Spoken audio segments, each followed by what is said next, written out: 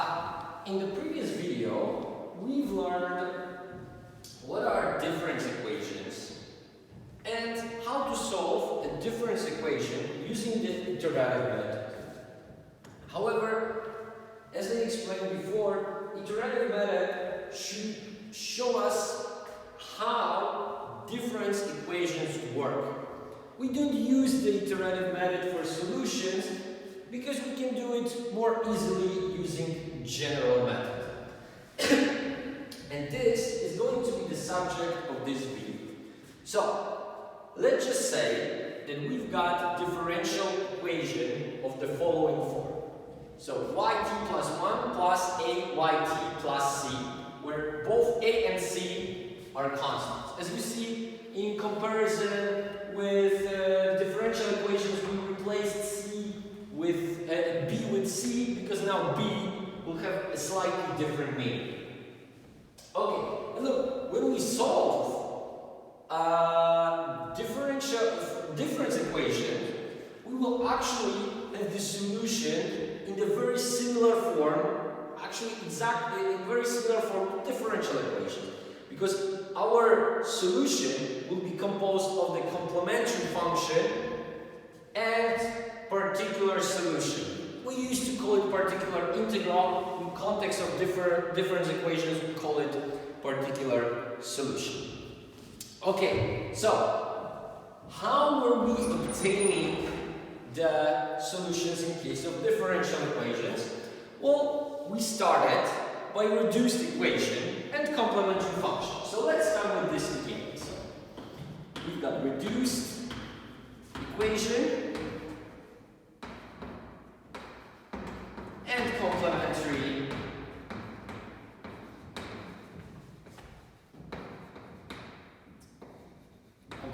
function. Okay, so let's start with trial solution. And we've already seen the form of the trial solution in the previous case. Oh, of course, let me just remind everyone that reduced equation is equation without the constant term.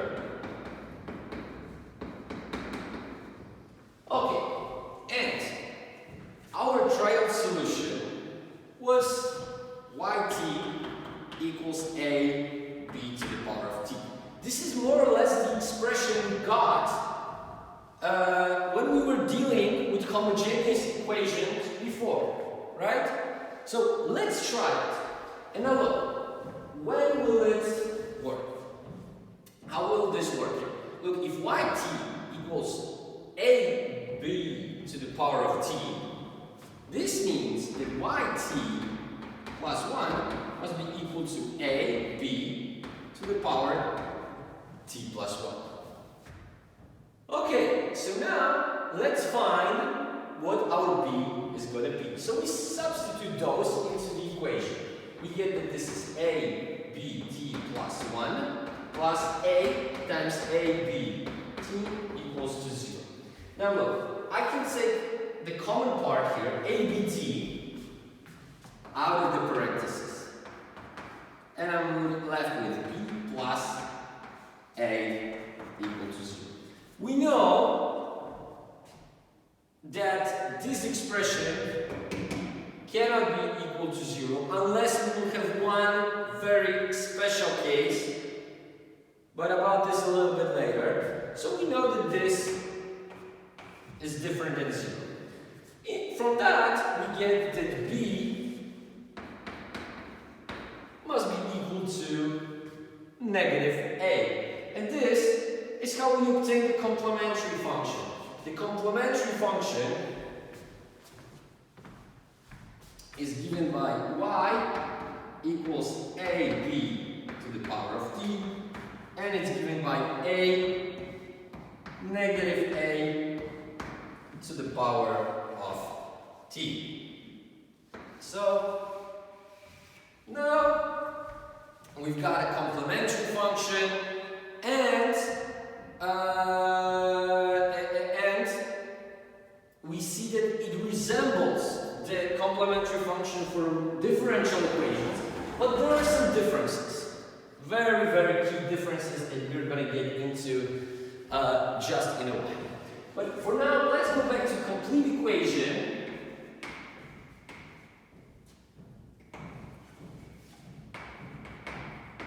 And particular solution.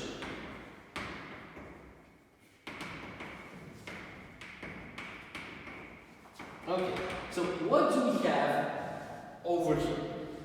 We are going back to our initial equation.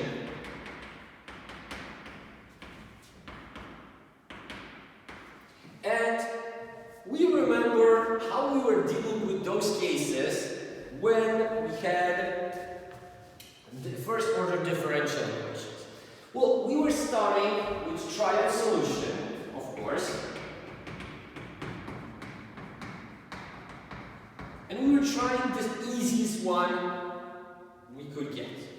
So we start with yt equals to constant k. And if yt is equal to constant k, this means that yt plus 1 must also be equal to constant k. Okay, now let's substitute those two results into the equation and let's see what we get. This is k plus a k equals to c. So k times 1 plus a equals to c. So k is equal to c over 1 plus a. However, we see right away that a must be different than -1. And look, this is how we obtain the particular solution.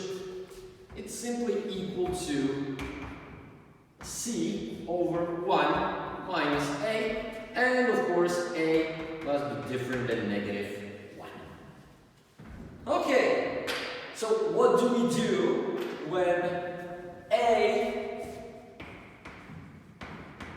is equal to -1? Well, we try another trial solution.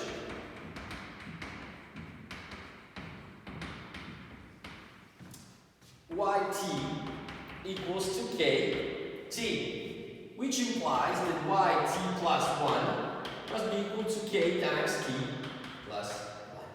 And again, we substitute it back into the equation. So we get that this is k times t plus 1 plus a times kt equals to c. Okay, I'm going to take k out of the parentheses. We've got t plus 1 plus a t equals to c. However, you should notice that a is equal to -1. So those two cancel each other out, and we've got simply that k is equal to c, and this is how we get a particular solution for the case when a is equal to -1.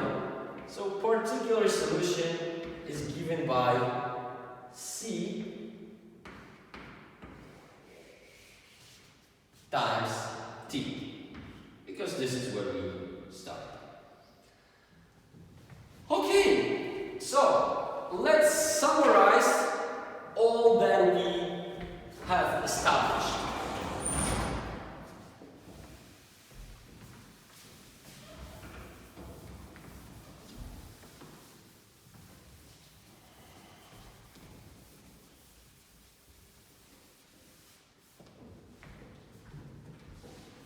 Okay, so we've got general solution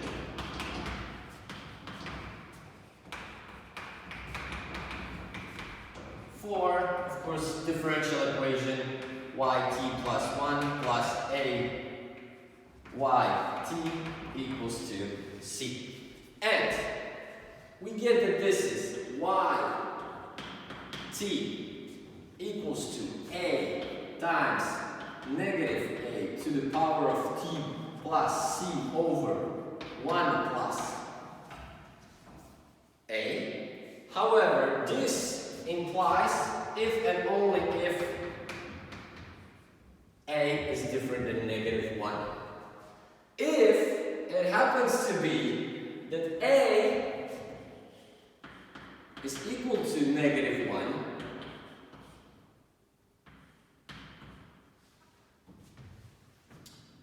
we need to use other particular integral, right? Ct. However, look, this simplifies to just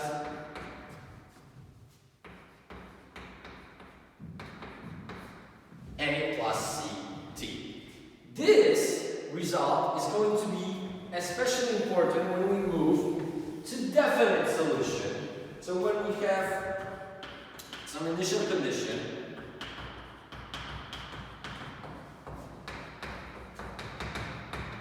so definite solution for the case where a is different than negative 1 is going to be y0 minus c over 1 plus a times negative a to the power of t plus c over 1 minus a, and of course a must be different than negative 1. Okay.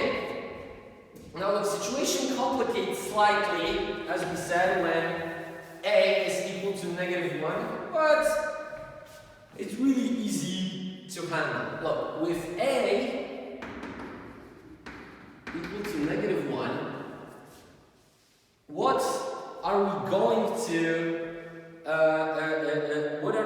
to get for y0? Look, y0 is equal to a plus c times 0, right? Because we have it for times 0, which means that this is equal to a.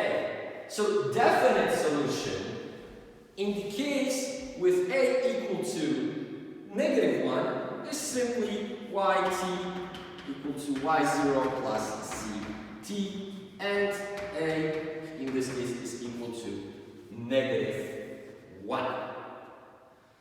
Okay, so look, it looks like we know everything there is to know about how to solve the difference equation. So let's try it. As you will see, it's not very complex.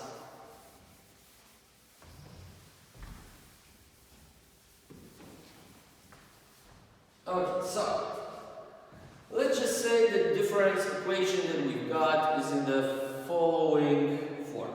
Yt plus 1 minus 5yt equals to 1, and y0 is equal to 7 over 4. Okay, so we clearly see that a is different than negative 1, it's actually negative 5. So we can start by using the appropriate formula. So we've got that this is y0 minus c, 1 minus 1 plus a times negative a to the power of t plus c over 1 plus a. Okay, so here's nothing's going to change. We're going to just have y0. Now we've got negative c, which is negative 1 divided by negative 5 plus 1, so negative 4. It gives us plus plus 1 over 4. Give me a second to get. Okay, so we've got negative. We've got negative 5. We've got negative 5. Negative 5 minus and minus gives us plus. Okay, so negative 4. Yeah, 1 over 4. And y0 actually is equal to now this times 5 to the power of t plus, again, now negative 1 over 4. So, we get that the solution is 2 times 5 to the power of t minus 1 over 4.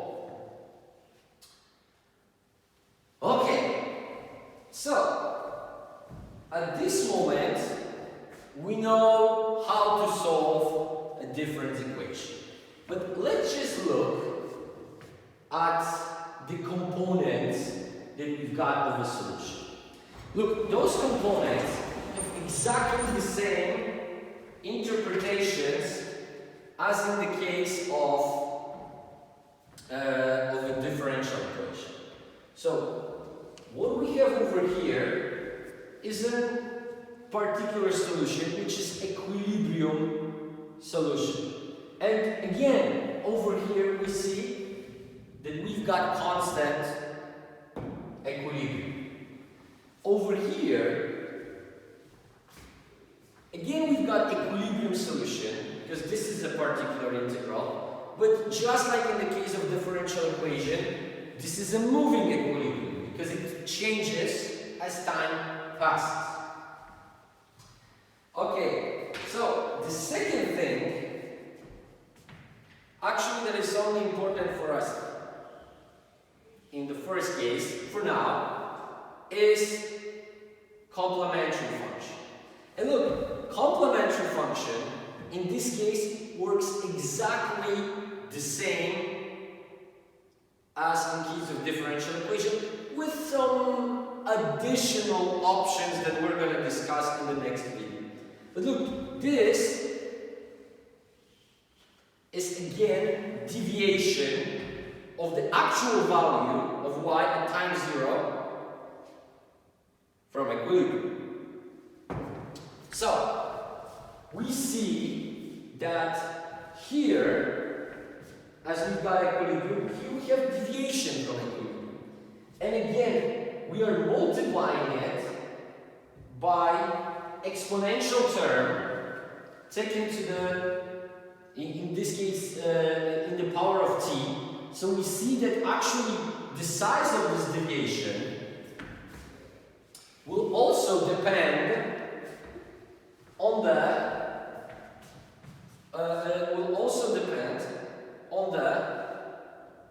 negative a, right? On the base of the exponent. And look, assuming that this is our c over 1 minus a plus a,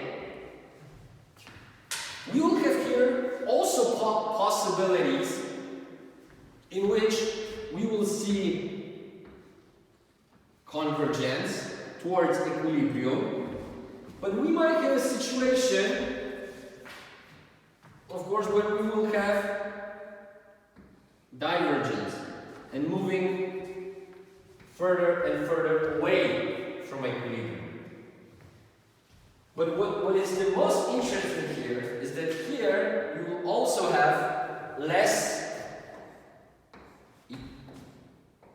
expected cases where we can actually be below or above, below, above, below, above the equilibrium level. All these three cases we're going to discuss in detail in our next two videos. Okay, thank you for your attention and see you in the next video.